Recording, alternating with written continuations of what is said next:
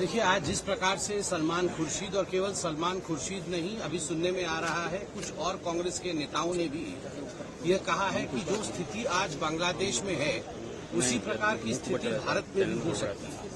उन्होंने एक किताब लॉन्च के परिस्थिति में ये कहा है, किताब लॉन्च के इवेंट में कहा है।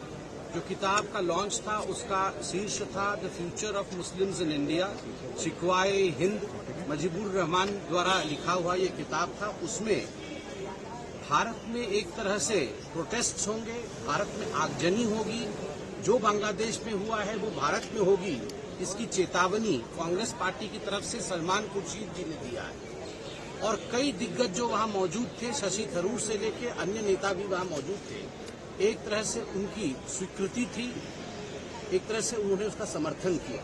आप चिंता करके देखिए, सोच करके देखिए किस प्रकार की सोच कांग्रेस पार्टी की है।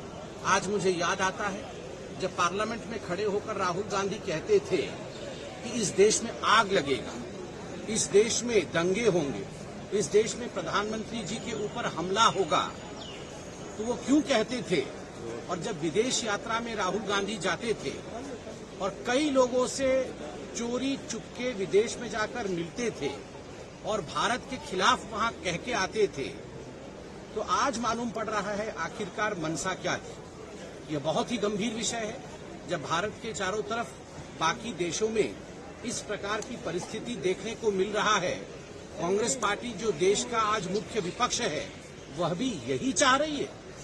चुनाव में जीत नहीं पा रहे हैं, तो चुनाव में जीत नहीं पाने के कारण अपना खीज बैक गेट से इस प्रकार की अराजकता को फैला करके हिंदुस्तान को बर्बादी की ओर लेने की कोशिश जो कांग्रेस पार्टी की है वो आज जनता के सामने उजागर हो चुकी है। भारत विकास के पथ पर आगे बढ़ रहा है और निरंतर मोदी जी के नेतृत्व में विकास के पथ पर अग्रसर रहेगा।